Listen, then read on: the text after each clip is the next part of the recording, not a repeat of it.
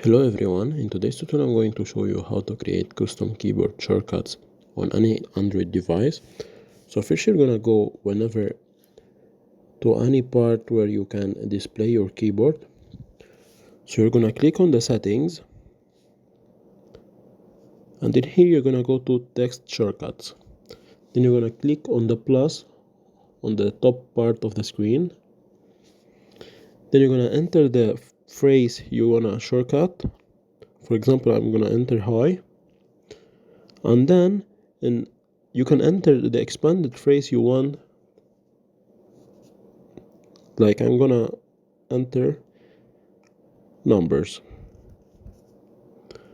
So you're gonna click on add, and then when you go to type, you can type hi, and it will recommend down below the shortcut you created.